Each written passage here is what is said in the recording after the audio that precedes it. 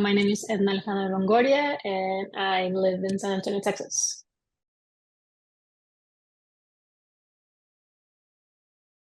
So I first got to know them, I think it was in 2019. I applied for Call for Scores, and I was lucky to be one of the winners. So they played one of my pieces, the one that won back then. I guess they liked the way I wrote, so they contacted me in 2023 to like write a commission piece for them, and that's how El Bailongo was created.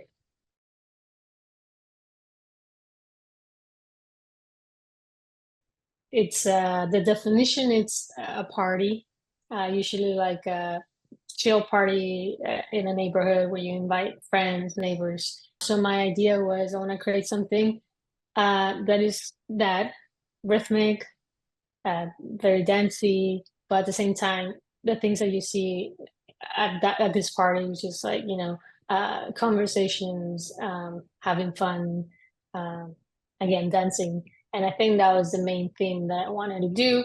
And how did it translate? I mean, I'm hoping it did. I love writing music that is very programmatic, that describes something, right? A story or something like that. Mm. And that's why I also like writing for film music.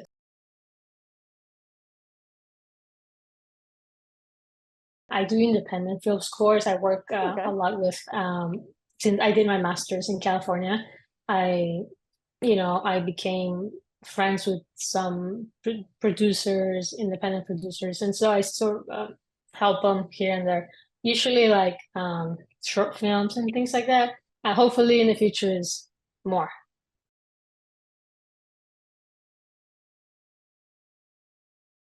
Probably in my childhood. I was born in McAllen, Texas, and I was raised in Mexico. And so ever since I was little, I listened to a lot of like Hispanic music, and especially with my grandpa. I always say this in interviews, but he's one of my big inspirations because he really like helped me get my creative brain going since I was little. With like he will make me write like stories, come up with rhythms, poems, things like that. So I think that's so I have all these fun, happy memories. So I always try to, I feel like the way I write, it's a way of me trying to connect with my grandpa who passed away when I was little, and just all the fun memories I had living over there.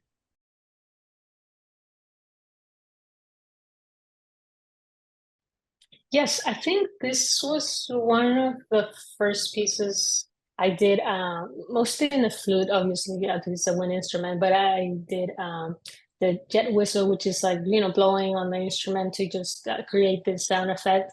And I have that uh, in a few places in this piece that I really hadn't done in my other pieces. And jet whistles, which is it's kind of like the percussion in the flute, Hmm. by tapping the flute. So little things like that. And I also was I had friends that kind of like that play those instruments because it's for piano, violin, cello, and flute.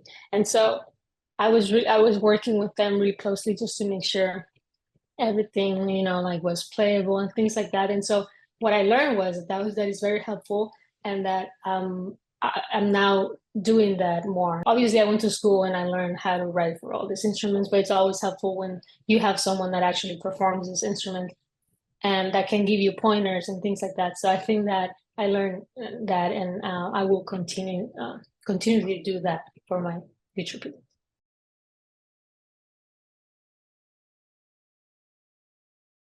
I didn't start composing until high school, my last year when I tore my ACL playing basketball. And it's really weird, but here's the story. Yeah, so I played basketball since I was little. It was my last semester. I tore my ACL on a game. So basically I couldn't finish my senior year. And so I had to do surgery and therapy. So while I was, after surgery, I was a high school kid, so I was sad, and I was in bed for a long time.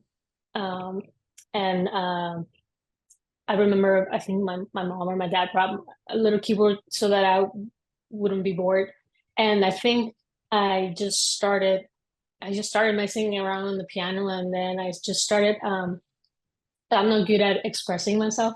And so I think I do it very well with music. I think that's the way I feel more comfortable. And I think I just let it out all the feelings I was having. My first songs were like pretty sad and melancholy because that's what I was feeling. And so that's how I discovered that I really enjoyed writing music. I remember my mom telling me, things happen for a reason. I was so mad that she would say that. I was like, how can this like, be for a good reason? But then later on, here I am, and it happened, and I'm not glad because it hurt a lot, but hey, it helped me become a composer, I guess.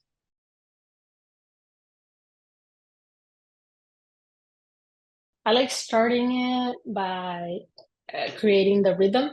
I usually, again, if it's a thematic program I use, I start thinking, and it's just rhythms start coming to my head, and so I write them. And once I have the rhythmic, thematic main theme, I guess I start writing the main melodies. Then I usually like write a timeline of like how long I want this each section to be. And this can change, right? But it kind of like helps me keep in track and not stress about, oh my goodness, I still need like 5 minutes of music.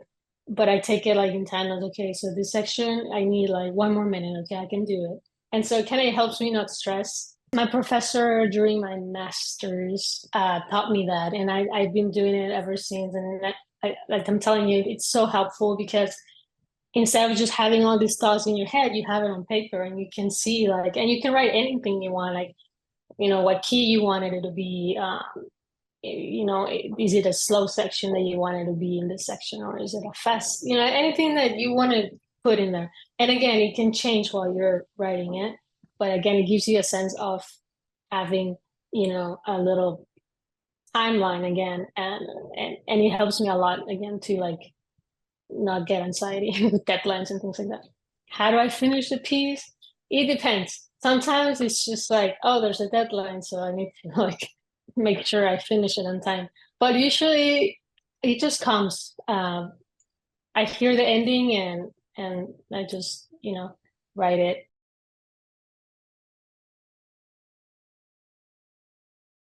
I don't think it has much, maybe. I mean, my first piece is at in grad school.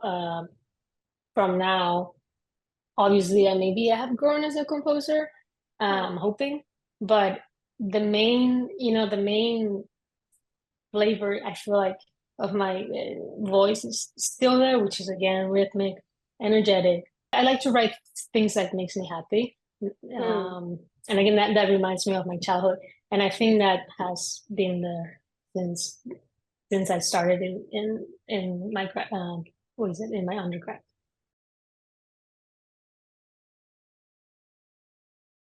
I usually try not to think about what other people are going to think, right? Because at the end of the day, you're writing, or at least I am writing because I love writing music, and that's what I have in my head, and I just want to write it on paper. And I'm thankful that some people enjoy it and that some people ask me to write music for them. So I I don't try to think too much, but obviously I do want the audience to like come back, right? Or to enjoy it at least. Sometimes I caught myself thinking when I'm writing a piece, like, is it gonna be too out there for the audience? But then I have to remind myself, hey, write what you like, and everything else, if they enjoy it, that's really cool.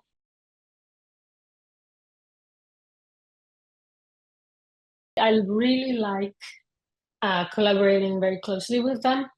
Uh, I usually try to like as soon as I write the main theme, I like sending them to them because I want to make sure. Obviously, like if they're paying for it, I want to make sure they're happy. Once like they hear the main theme, if they're like, yeah, that's what I'm looking for. Then I keep going, and then maybe around the middle, I send it again, and then I ask them for their thoughts and things like that. I want to make sure again they're paying for it, so I want to make sure they're happy. Um, Mm. and then, at the end. once I give them everything and I start rehearsing, if they see something that, hey, I always tell them, please send me, your comments, suggestions. And then if I need to make changes, I'm open to it. Um, and that's, yeah, I really like collaborating very closely with them.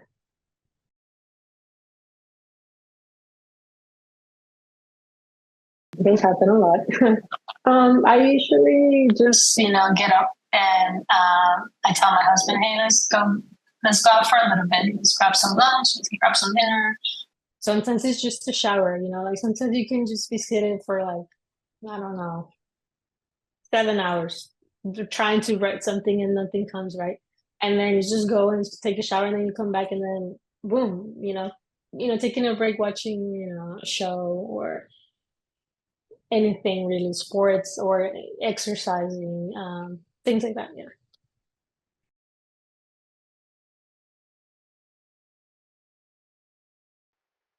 I like to listen to a lot of like Mexican composers. There's one female composer that is doing really well. Her name is Gabriela Ortiz, and so she inspires me.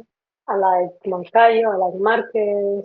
I obviously still listen to a lot of classical music.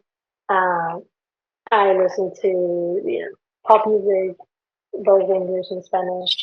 I don't know, just going to classical concerts because obviously they do inspire me, and I feel like my music is a mix of classical and Latin, some contemporary. Yeah,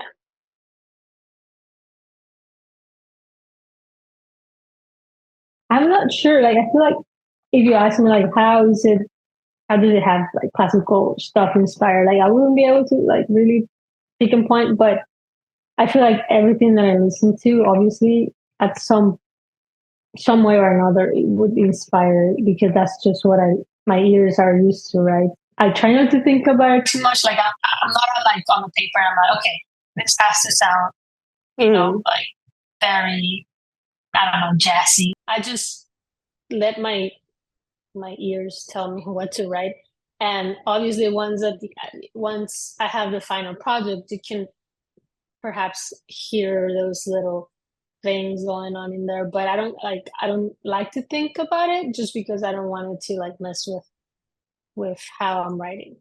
I mean, shout out to Solly Ensemble for doing this amazing project and having me be part of it. I'm looking forward to all the concerts, and since I'm based in San Antonio, I'm looking forward to going to probably all of them if I can. Thanks for watching. If you enjoyed this interview and want to see more like it, check out the 30 by 30 by 30 playlist on our channel. For more information about the 30 by 30 by 30 project, check out the website linked to the right.